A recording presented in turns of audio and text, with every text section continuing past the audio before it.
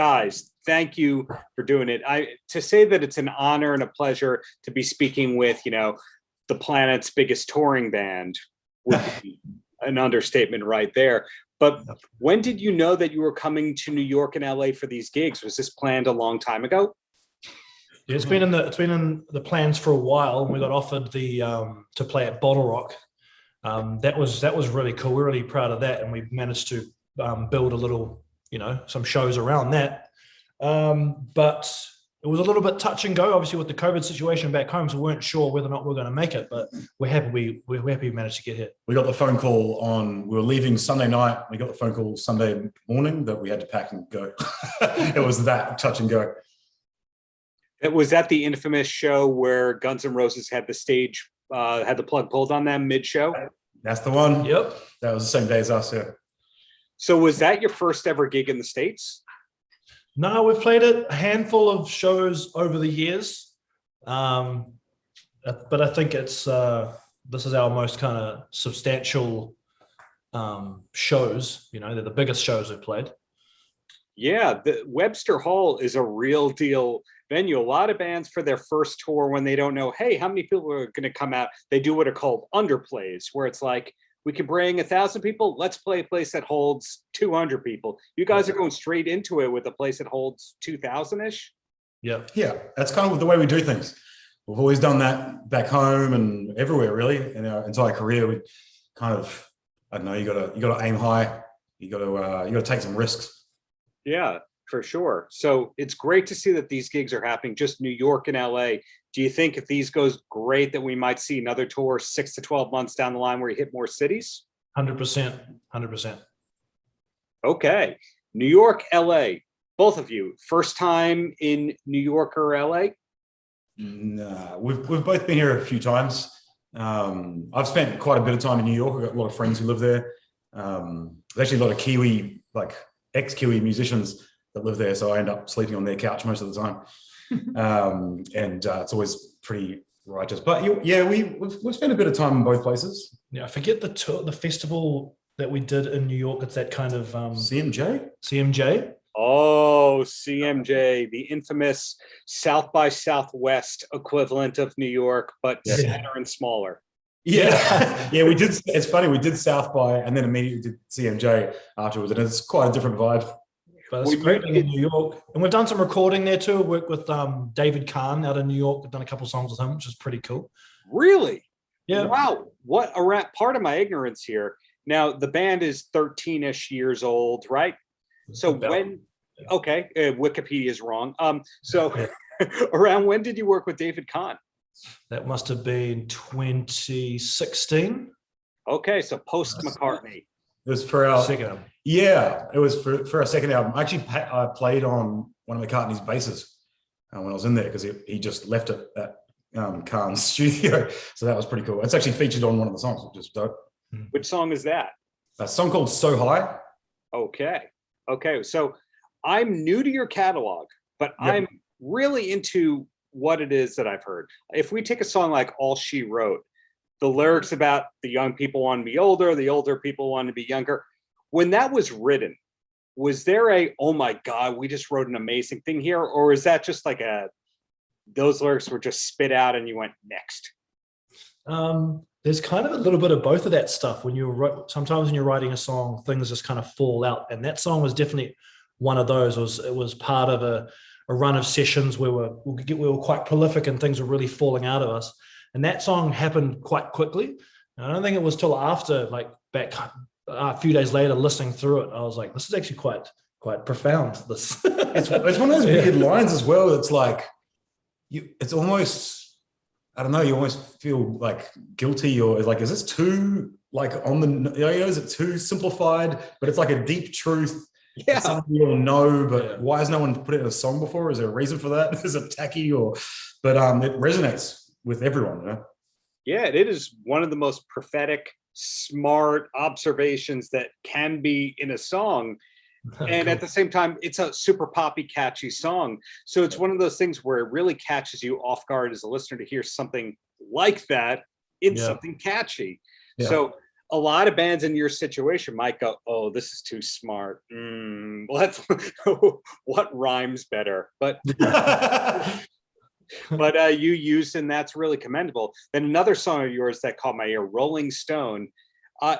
Was that because you're readers of Rolling Stone? Is that the earmark for success out there? Tell me more about that. That was really written as a relationship song, and how much being in a band and whatever grade of success you encounter, how much can really alter you. And I was thinking a lot about the Papa was a Rolling Stone, and you know, we pull on a lot of classic references. We're always trying to balance. There's so many things we want to say and get across in our songs that are not always presentable through like your traditional songwriting styles, or even with the English language or songwriting technique. So like, I think if people see our catalog, we really love to delve in and mix and match. We love the idea of juxtapositions.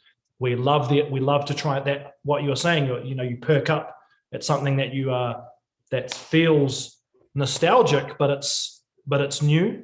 And there's a really fine balance we're always trying to get into our music. That's a really good point, because the term Rolling Stone could mean 10 things to 10 people. For some people, it's the music magazine. Well, what used to be a music magazine. For some people, it is Papa Was a Rolling Stone, which is a song about basically a deadbeat dad. For other people, they might go to the Bob Dylan lyric. Other people might go to the song, the cover of the Rolling Stone from the 70s by I think Dr. Hook. So what I was curious about is there a special New Zealand or Asia Pacific region Rolling Stone magazine, or did you get the American version out there? I think there is an Australian version. Yeah. But I'm not sure how recent that is. For all purposes, we are most accustomed to the American version. Got it. So what were the music publications that both of you grew up reading that was kind of the end all be all that you wanted to be on the cover of? Well, it probably speaks to like the different backgrounds of everyone in the band, but I used to read like NME because I was kind of like into punk kind of scene. So, but Rolling Stone, I did like a lot. Once I got into the music scene, I became a bit of a nerd about music stuff. So I'd read like drummer magazines and bass player magazines and like all that stuff, like try and learn stuff that way. But yeah, I was NME and Rolling Stone probably. Yeah, mine was The Source. Really? I was a big like hip hop R&B fan growing up. I just thought that was the bee's knees. The bee's knees. Yeah. I love that phrase. I was just sent some hot sauce on there that's called the bee's knees. That's on the yeah. It's kind of funny how that phrase has come back. But the Source, was there a local non-US version of The Source? I don't think there was. New Zealand really latched on to American culture when in the early thousands, and hip hop was a really big thing. Reggae is really important to New Zealand music, and well, we're pretty diverse across the board. But particularly where I grew up, hip hop and R&B was paramount. New Zealand music wasn't really respected the way it is now and held up in the same regard as it was back then. It wasn't normal to listen to local music, but that has all changed now. Oh, absolutely. Like if you want to play into dumb stereotypes, I would say there's kind of 3 evolutions of America's relationship to New Zealand culture. And the first one would be, okay, what bad stereotypes do we have? Okay, the Bushwhackers, the wrestling tag team. That would be like the first thing. And then like the next wave would be like Fly to the Conchords, because from what I hear, they weren't a big deal in New Zealand. It was just an American thing. Is that correct? Yeah, totally. Okay, and then the next wave is you go, wait, Kimbra? And then you realize, wait, there's all these huge artists that are from New Zealand. Wait, Crowded House are really from New Zealand and not from Australia. And then you kind of realize, oh, small country, but Gin Wigmore, all these great artists are from there. When did you start to notice that New Zealand was making an impact internationally? Well, it probably was around the mid 2000s when there was a lot more New Zealand music on New Zealand radio, at any rate. And then I think from that, it started kind of filtering into the rest of the world. You know, you crowded house and that kind of thing. That was really an anomaly. It was, you know, it seemed impossible, but just slowly, you know, people started getting, you know, tours over here on, you know, maybe TV show syncs and all that kind of stuff. And you started to think, oh, okay, maybe we can actually do this. Yeah, it was kind of like a slow build, right? Yeah. Yep. Yeah, so it's an interesting position where you guys in your region of the world, you will be fine for many, many, many years to come, but you want to try something new and take a big risk by coming to the States. We all know it's what we call a loss leader, where at first you're spending your own money to make this happen. Mm-hmm. And then the goal is possibly becomes an annual US tour and all that. Do you have any goals for the States, or is this not a really goal-oriented band? I think we are we're a challenge-oriented band. That's a goal of sorts, I suppose. But to say specifically we want to be popular, yeah, sure, why not? But I think that the goals are a little like simpler than that. We definitely want to broaden our horizons and challenge ourselves creatively, and we're always trying to do something different, keep the listener guessing. And at the core of it, we want to write our music. We want to be respected as musicians, and I think done right, then it's just a matter of time before the rest of the world wakes up to what we have. Yeah, I think that's really it, right? We've got the music, we've got our live shows second to none in the world. We've been doing this for years, and we're the best at it. And our songs are, you know, second to none also. And we really just need, like Matt says, people to, you know, to wake up and hear it. We need that. We need the window cracked in some neighborhood home, so the rest of the neighborhood starts jamming. Cool. Another thing I like about you guys, beyond the music, beyond the attitude, beyond the story, you created music scholarships to foster local arts. Wow. Yeah. How did that one come up? Well, the story, we started in university town in New Zealand, where we lived in number 660 Castle Street, which is where we got the name. And it was always a bit of a pipe dream for us to be, you know, we'd laugh about, oh, one day we're going to buy the house that we lived in. And because that house, the 660 house, it's become quite an icon in New Zealand. For Kiwis, you know, there's the Beehive, which is the government house, there's the Sky Tower, and then there's the 660 house. They're all kind of on par in terms of the icon. And recently we got an opportunity to buy the house, and we teamed up with the university there, where we're going to allow 4 scholarships to stay at the house. We're going to be there helping them, in a mentorship type of deal, and they get access to the performing arts school down there. So we're really proud of that. We're in a position to give back to a city that laid a platform for us to do this. Yeah. The closest I can come to that is the second Paul McCartney reference in this interview, is that he started up, I think it was called the Liverpool Institute, which kind of gave back to local students. And I think it was maybe tuition waived to those people. So I think we're learning here that 660 is the New Zealand's equivalent of Paul McCartney. Goddamn right. Yeah. Yeah, we're big fans. We're the Beatles of the Tam.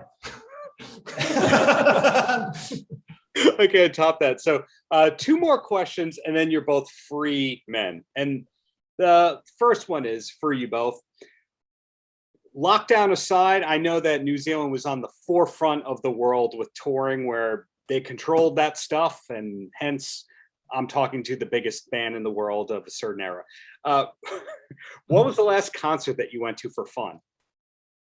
Oh God. I went and saw Courtney Barnett was the last. I don't know if you know Courtney Barnett. Oh yeah, she's on the list of. Well, first of all, is she from Australia, New Zealand, or both? She's from Australia. Okay. She's from Melbourne. I'm a huge fan of hers. Have been since the EP, her first EP came out. And finally got a chance. It was my first time seeing her. Finally got a chance to see her in Auckland. She came and played, which was really cool. I can imagine.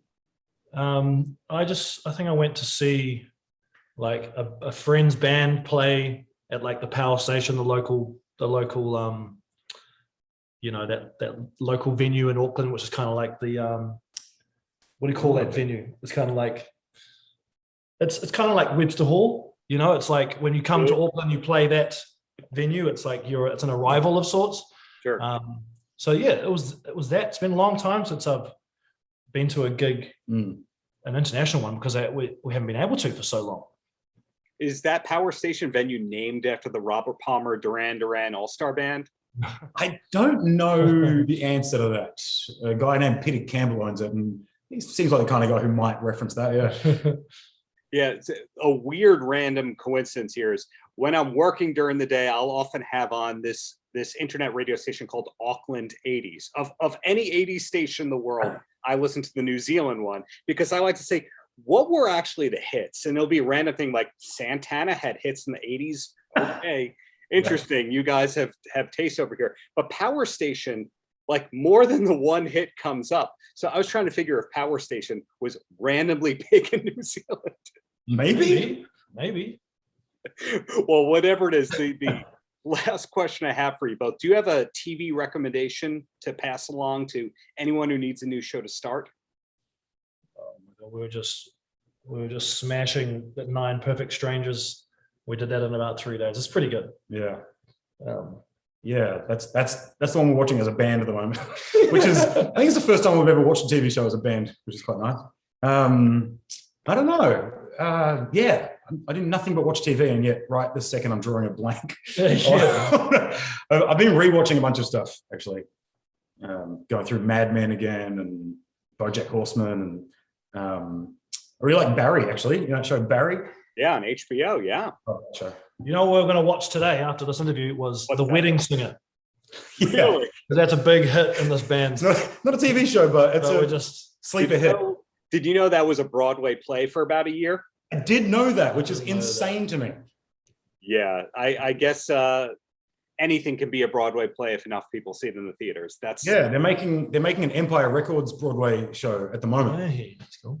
that one I've not heard about. You guys are teaching me so much today. So Yeah, I've talked to the people who are making it, the people who are writing the book and the music about the thing. It's pretty cool, but it all got shut down because of COVID. But is that for some random way? Is that Tim Minchin that's writing the music to that one? oh, it's not. But his music for Matilda it just makes me he's so good. It's probably my favorite musical now. Because of the music in it. He's so brilliant. When I Grow Up makes me cry every time.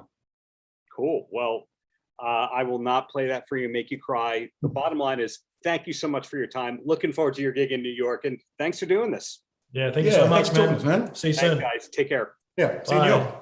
Paltrocast.